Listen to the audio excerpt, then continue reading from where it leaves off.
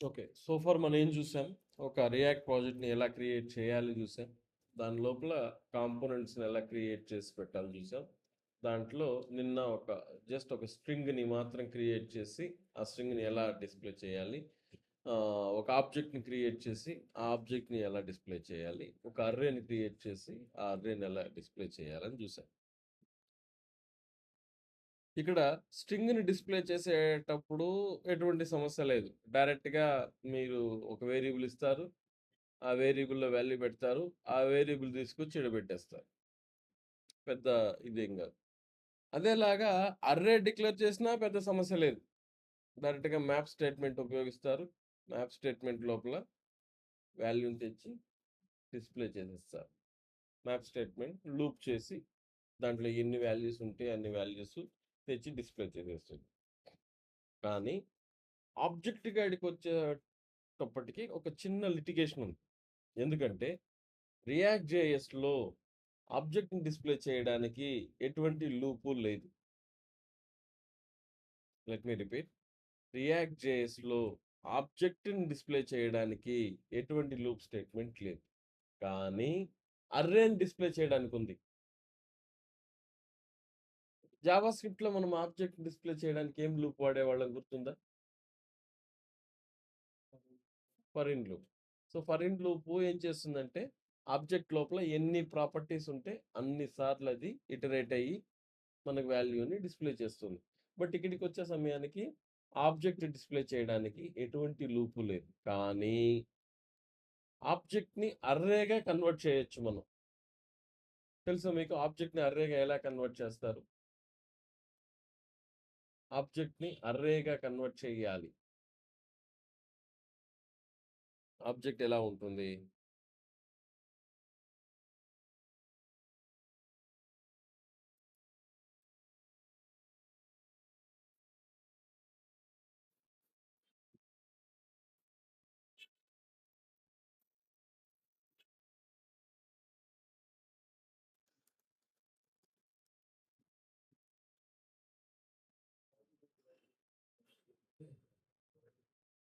కనిపిస్తుందా? సపోజ్ మన దగ్గర ఆబ్జెక్ట్ ఇది. ఇదొక ఆబ్జెక్ట్. ఈ ఆబ్జెక్ట్‌ని యథావిధిగా ఎత్తుకొని పోయి రియాక్ట్‌లో డిస్‌ప్లే చేద్దామంటే, ఆబ్జెక్ట్‌ని డిస్‌ప్లే చేసేదానికి ఎక్కడ లూప్ లేదు. నేనేం చేయాలి? పర్సన్ డాట్ ఎఫ్ నేమ్ అని, పర్సన్ డాట్ ఎల్ నేమ్ అని ఇలా రాయాలి. ఫర్ ఎగ్జాంపుల్ ఈ ఆబ్జెక్ట్ నేను క్రియేట్ చేసుకున్నా. తీసుకెళ్ళి రియాక్ట్ జేఎస్‌లో యూజర్ ఆబ్జెక్ట్‌లో పెట్టేస్తా.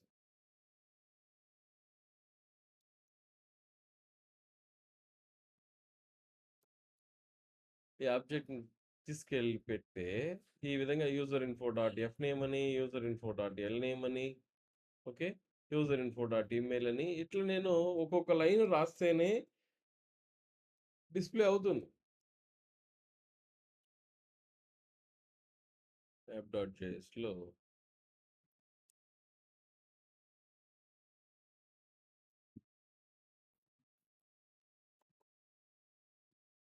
సో, ఈ ఆబ్జెక్ట్ ఈ విధంగా రాస్తేనే డిస్‌ప్లే అవుతుంది. నా సమస్య ఏంటో తెలుసా?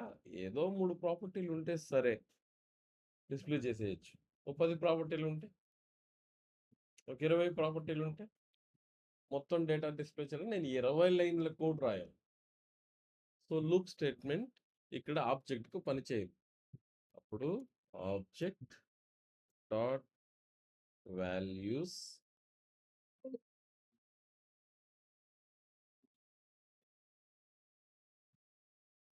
ఆబ్జెక్ట్ డాట్ వాల్యూస్ కోసం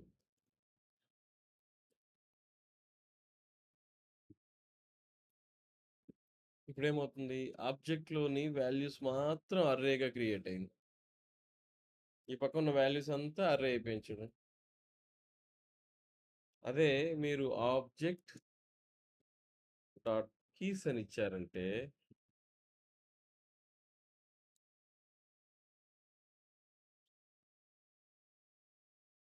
కీస్ అంతా కలిపి ఒక అర్రేగా క్రియేట్ అవుతుంది.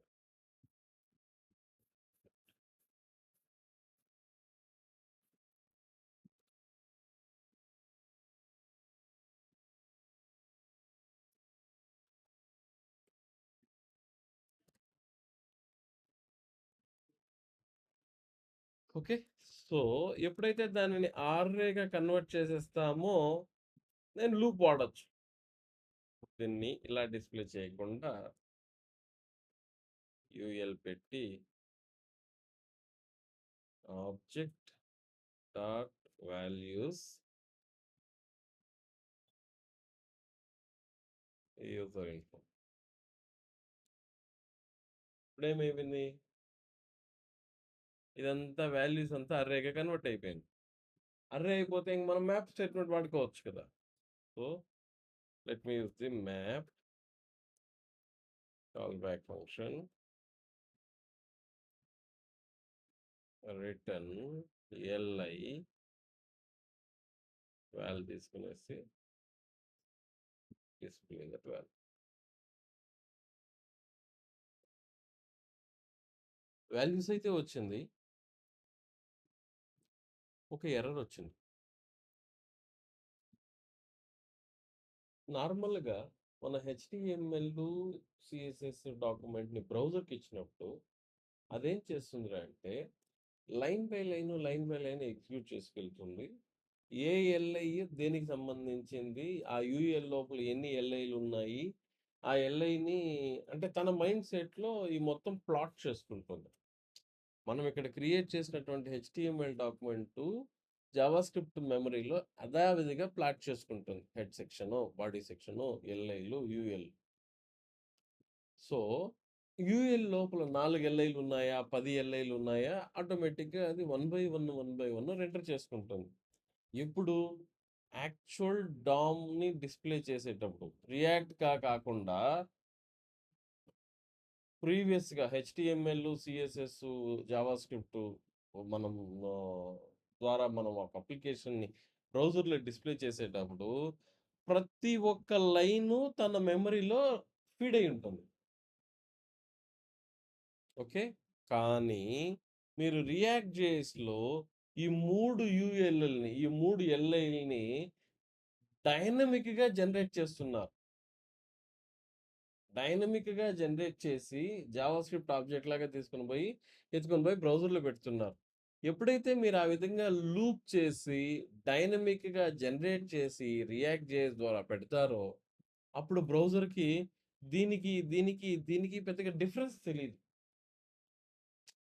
రోబో సినిమాలో చిన్న చిన్న రోబో అన్ని రజనీకాంత్ ఉంటారు కదా! అదే మాదిరి. దాన్ని చూస్తే దానికేమైపోతుందంటే, దానికి ఐడెంటిఫికేషనే తెలీదు. ఏమంటాం చూడు, each child in a list should have unique ఏదన్నా దానికి ఒక యూనిక్ ఐడెంటిఫికేషన్ ఇవ్వండి. ఇది సేమ్ గానే ఉంది. నాకిది సేమ్ గానే ఉంది. నాకిది సేమ్ గానే ఉంది. I am not able to differentiate. So, though the వ్యా మనం అనుకోవచ్చు. దీంట్లో వాల్యూ డిఫరెంట్‌గా ఉంది. దీంట్లో వాల్యూ డిఫరెంట్‌గా ఉంది. దీంట్లో వాల్యూ డిఫరెంట్‌గా ఉంది కదా! మరి దీనికేంటి ప్రాబ్లము? డైనమిక్‌గా మీరు క్రియేట్ చేసినారు కాబట్టి దానికి ప్రాబ్లమ్. అలా కాకుండా మీరు పాత అప్రోచే ఇచ్చేస్తే దానికి ఏ ప్రాబ్లమ్ లేదు.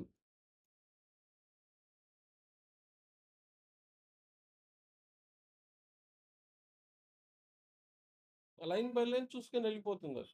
తనకు తానుగానే దానికొక ఐడెంటిఫికేషన్‌గా ఎళ్ళిపోతుంది. అర్థమైందా?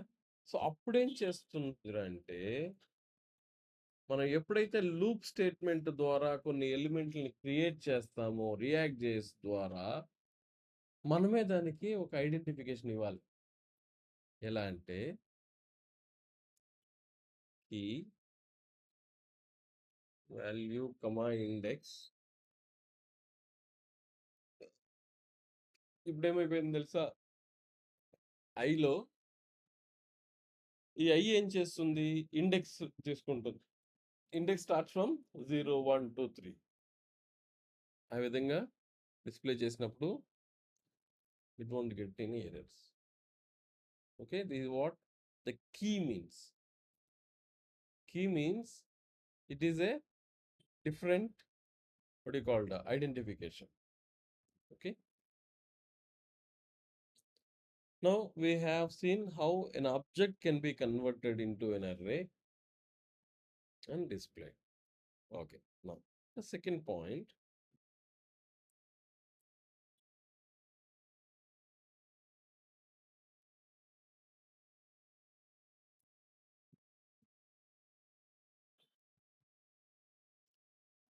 And I'm going to the next project.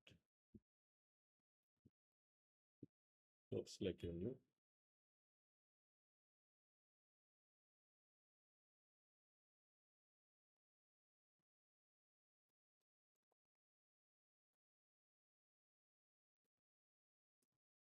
export const main.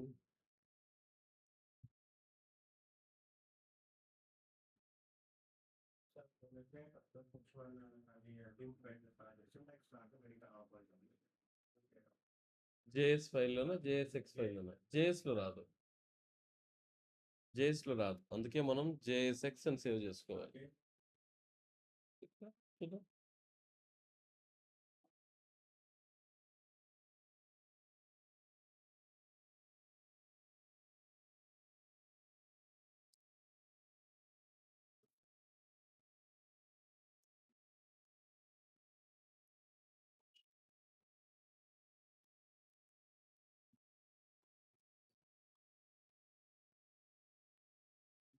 So దీన్ని తీసుకెళ్ళి యాప్ డాట్ రేస్లో పెడతాను.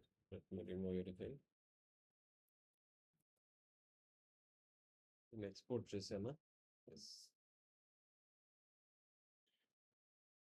ఎక్స్పోర్ట్ చేస్తేనే ఈడ ఇంటెలిజెన్స్ చూపిస్తుంది, లేదంటే చూపించదు మనకి. So stop this project, come back, cd add to npm start.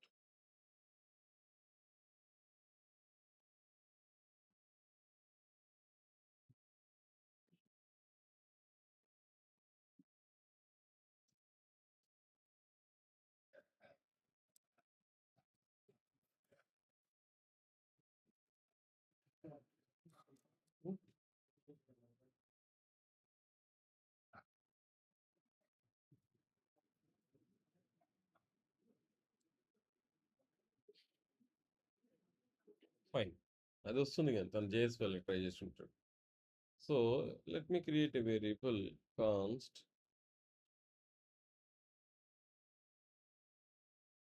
Message set message equal to use state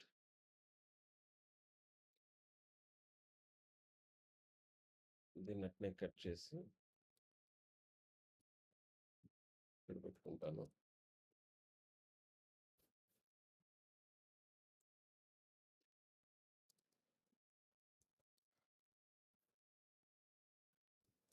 okay, ఇప్పుడు నా దగ్గర ఒక కాంపోనెంట్ ఉంది. ఆ కాంపోనెంట్ లోపల నేను ఒక మెసేజ్ డిక్లేర్ చేశాను, దాన్ని ఇక్కడ డిస్ప్లే చేశాను. Everything looks good. No point ఏంటంటే ఈ పర్టికులర్ కాంపోనెంట్లో నేను ఏదైతే వాల్యూస్ డిక్లేర్ చేశానో అది వేరియబుల్ అవ్వచ్చు, ఆబ్జెక్ట్స్ అవ్వచ్చు, అర్రే అవ్వచ్చు, అవి ఈ కాంపోనెంట్ యొక్క స్టేట్. టెక్నికల్లీ నేను స్టేట్ డిక్లేర్ చేస్తున్నా. స్టేట్ అంటే ఆ కాంపోనెంట్లో నేను ఉపయోగించబోయే వేరియబుల్స్, అది ఆబ్జెక్టు, అర్రేను, మెసేజు, ఇమ్మెటీరియల్. బట్ దీనిని ఇక్కడ స్టేట్ అంటాను. ఇప్పుడు నేను దీంట్లో ఒక చైల్డ్ కాంపోనెంట్ ఒకటి క్రియేట్ చేస్తాను.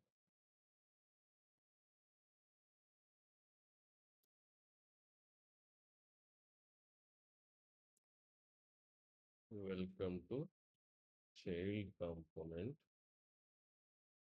ఇప్పుడు దీన్ని తీసుకొని పోయి ఈ మెయిన్ కాంపోనెంట్లో పెడతాను. ఇప్పుడు మెయిన్ కాంపోనెంట్ పేరెంట్, దాని లోపల చైల్డ్ ఉంది కాబట్టి దీన్ని మనం చైల్డ్ కాంపోనెంట్ అంటాం. సో ఈ మెసేజ్ నేను మెయిన్ కాంపోనెంట్లో డిక్లేర్ చేశాను. ఇంకో మెసేజ్ డిక్లేర్ చేస్తాను, const greetings set greetings view state hello how are you. ఈ మెసేజ్ని ఇక్కడ వాడుకోబోవట్లేదు నేను. ఈ మెసేజ్‌ని చైల్డ్‌కి పంపించబోతున్నాను. డిక్లేర్ ఎక్కడ చేశాను? పేరెంట్‌లో, మెయిన్‌లో. ఎక్కడికి పంపబోతున్నాను? చైల్డ్‌కి. సో, చైల్డ్‌కి ఎలా పంపాలి అంటే, దీన్ని ఇలా చైల్డ్‌కి పంపాలి. కానీ, వేరే పేరుతో పంపించుకోవచ్చు మనం. అదే పేరుతో పంపొచ్చు. గ్రీటింగ్స్‌ని గ్రీటింగ్స్ అనే పేరు గ్రీటింగ్స్‌ని వెల్కమ్ గ్రీటింగ్స్ అని పంపొచ్చు. గ్రీటింగ్స్‌ని ఏదో పేరు పెట్టి. కానీ ఖచ్చితంగా ఒక వేరియబుల్ పెట్టి దాంట్లో వాల్యూ పెట్టి పంపించాలి. అంటే ఇలా ఎంఎస్‌జి ఈక్వల్ టు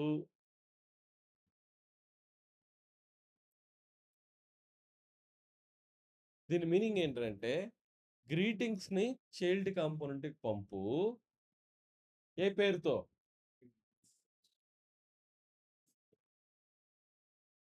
ఈడ డిక్లేర్ చేసిన వేరియబుల్ రైట్ సైడ్ వస్తుంది. మామూలు బ్లూ కలర్‌లో ఉంటుంది. ఏ పేరుతోనైతే నువ్వు చైల్డ్ కాంపోనెంట్‌కి ఆ డేటాని పంపుతావో అది లెఫ్ట్ సైడ్ వస్తుంది రెడ్ కలర్‌లో. నేను సేమ్ పేరు పెట్టుకుంటాను సార్. గ్రీటింగ్స్ ఈడ కూడా పెట్టుకుంటాను అంటే నో ప్రాబ్లమ్. నీ ఇష్టం. నువ్వు ఏ పేరుతోనో పంపించుకోవచ్చు. కానీ ఏదో ఓ పేరుతో పంపించాలి. అదే పేరు వాడుకుంటావా నీ ఇష్టం. కొత్త పేరు వాడుకుంటావా నీ ఇష్టం. బట్ ఖచ్చితంగా దాన్ని ఏదో ఓ పేరుతో పంపాలి. సో, ఇఫ్ ఐ సే ఇప్పుడు నేను ఎంఎస్‌జి అనే పదం వాడాను. సో, ఇప్పుడు నేను చైల్డ్ కాంపోనెంట్‌కెళ్తాను.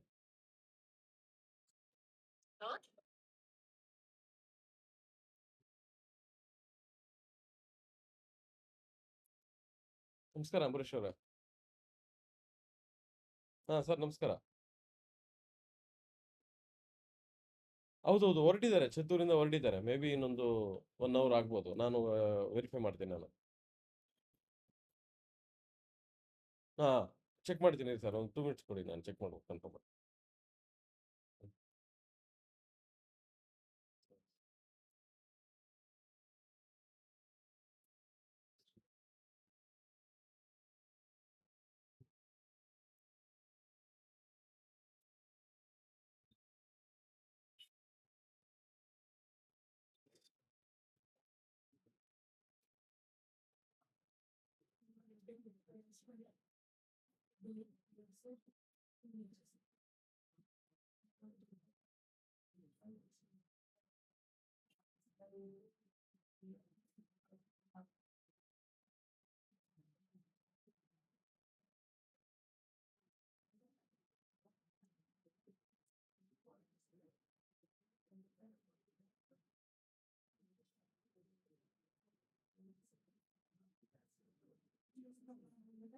అన్నా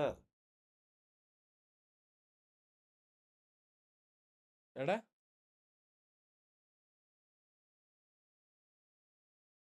నాకు అర్థం కాలే. ఎక్కడన్నా? ఓకే. ఓకే. ఓకే. ఓకే. నువ్వు వైట్ ఫీల్డ్ కాడ లెఫ్ట్ తీసుకుంటావు గదా! లెఫ్ట్ తీసుకున్నాక నాకు కాల్ చెయ్యి. ఇంకెంతసేపు పడుతుంది వైట్ ఫీల్డ్ రీచ్ అయ్యేదానికి? శ్రీరాముని గుడి ఉంది గదా! ఇమిడిలి పోయేటప్పుడు. గుడి దాటిన వెంటనే కరెక్ట్‌గా ఒక 100 మీటర్స్‌లో రైట్ సైడ్ వాడి ఆఫీస్ ఉండేది ఫస్ట్ ఫ్లోర్‌లో. వెయిట్ చేస్తా ఉండు. డైరెక్ట్‌గా పోయి కలవండి. సరేనా. ఓకే.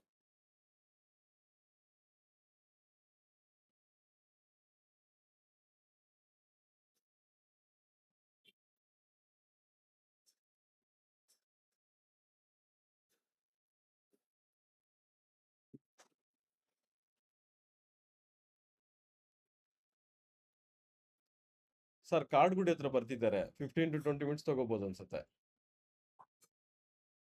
ಸರಿ ಸರ್ ಆಯ್ತು. ಹೇಳಿದೀನಿ ನಾನು. ಶ್ರೀರಾಮ ಟೆಂಪಲ್ ಆದ್ಮೇಲೆ right side first floor office ಅಂತ. ಒಂದು 15 ಮಿನಿಟ್ಸ್ ಅಲ್ಲಿ ಬಂದ್ಬಿಡ್ತಾರೆ sir. Thank you.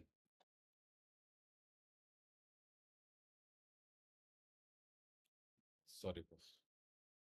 Okay. So, main component step okay. Main component నుంచి డేటా వస్తుంది. చైల్డ్ కాంపోనెంట్ డేటా వెళ్తుంది. ఈ పేరుతో వెళ్తోంది. ఇది point number 1. Point number 2 parent component నుంచి చైల్డ్ కాంపోనెంట్‌కి నువ్వు పంపించే మొత్తం ఇన్ఫర్మేషన్‌ని ప్రాప్స్ అంటాం. మనకెట్లంటే మన పేరెంట్ దగ్గర నుంచి ప్రాపర్టీస్ ఇన్‌హెరిటెన్స్‌గా వస్తుందో, వారసత్వంగా వస్తుందో, పేరెంట్ కాంపోనెంట్ నుంచి చైల్డ్ కాంపోనెంట్‌కి నువ్వు పంపించే మొత్తం ఇన్ఫర్మేషన్‌ని ప్రాప్స్ అంటాం. ప్రాపర్టీస్ అనేదానికి షార్ట్ ఫార్మ్ ప్రాప్స్ అంటాం. ఆహ్, ఇదే డేటా మెయిన్ కాంపోనెంట్‌లో ఉంటే దీనిని స్టేట్ అంటాము. ఈ స్టేట్‌లో ఉన్న ఇన్ఫర్మేషనే చైల్డ్ కాంపోనెంట్ లోపలికి వెళ్ళిపోతే దాన్ని మనం ప్రాప్స్ అంటాం. ఇక్కడ మనం చూడొచ్చు. మనకు పేరెంట్ కాంపోనెంట్ నుంచి ప్రాప్స్ ఏమేమి వస్తుంది అనేసి మనం వెరిఫై చేసుకొని చూడొచ్చు. ఏ పేరైనా పెట్టుకోవచ్చు. కానీ పేరెంట్ నుంచి చైల్డ్‌కి ఏ ఇన్ఫర్మేషన్ అంతా వస్తుందో that is called as a props. The same data is called as a state when it is in parent component. అర్థమైందా? నీ ఇంటికి నువ్వు ఓనరు. నా ఇంటికి నువ్వు గెస్ట్. ఈడొచ్చి నేను ఓనర్ అంటే నేను ఒప్పుకోను కదా! సో, నీ ప్లేస్‌లో నువ్వు కింగు. ఈటికొచ్చినప్పుడు నువ్వు గెస్ట్ అంతే. సో, ఇక్కడ స్టేట్ ఇది. Hello moto. చెప్పునా? పర్లేదు చెప్పునా?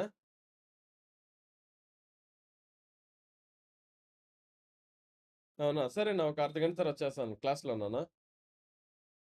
Okay.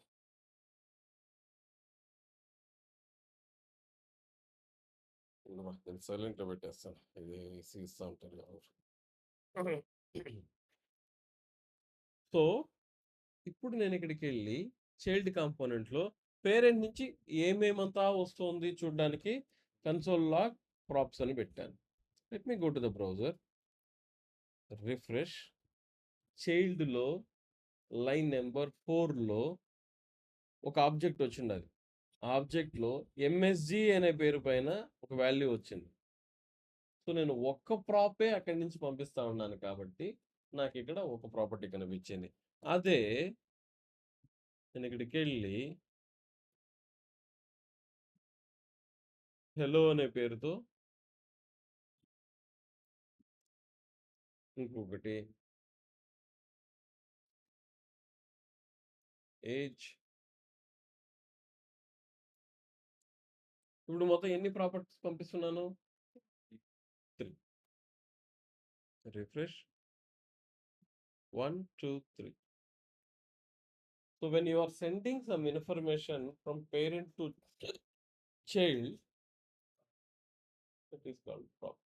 The same data is called as states in parent component.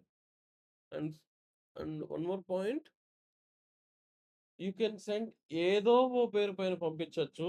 ఏ పేరైనా వాడుకోవచ్చు. కానీ ఏదో ఓ పేరుతో పంపించాల. అదే పేరుతో పంపించుకో. నాకేం ప్రాబ్లమ్ లేదు ఈడ. ఈడికొచ్చి గ్రీటింగ్స్ మళ్ళా ఎందుకు సార్ నేను ఆల్రెడీ ఒక వేరియబుల్ ఇచ్చుకున్నాను గదా! నేను ఇంకో పేరు పెట్టుకుంటే నేను కన్‌ఫ్యూజ్ అయిపోతానంటే నీ ఇష్టం. బట్ లెఫ్ట్ సైడ్ ఉండేదంతా పేర్లు. రైట్ సైడ్ ఉండేదంతా వాల్యూ. నేనిక్కడ డైరెక్ట్‌గా వాల్యూస్ ఇచ్చాను. ఓకే. పైన డిక్లేర్ చేసిన వేరియబుల్ ఇచ్చినాను. ఓకే. నీ ఆ! అర్థం కాలేదు నాకు. ఆ! ఆ!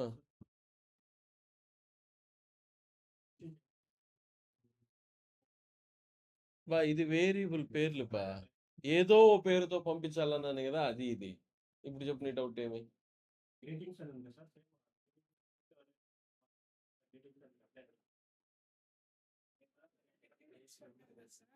ఇట్లాంటి క్వెషన్స్ వస్తుందనే నేనేం చేశానంటే, ఆ గోలొద్దు అనేసి ఎత్తి పెట్టింది నేను. నాకు తెలుసు ఇట్లాంటి క్వెషన్స్ వస్తాదని. అందుకని వేరే ఏదో పేరు పెట్టుకో నీ ఇష్టం. నువ్వు గ్రీటింగ్ పెడితే ఇట్లాంటి కన్‌ఫ్యూజన్ వస్తుంది అనేసి ఈడ ఉన్ని పేరెంట్ నుంచి చైల్డ్‌కి కొన్ని వాల్యూలు పంపిస్తున్నావు. ఎట్లా పడితే అట్లా పంపించను కాదు. ఏదో పేరుతో పంపించాల. ఇప్పుడు చెప్పు నీ డౌట్ ఏమి? ఆ! ఆ! అట్లాంటి కోడ్ ఏదన్నా నువ్వు డెవలప్ చేస్తే చెప్పు. ప్రస్తుతానికి అట్లాంటి ప్రొవిజన్ ఏమీ లేదు.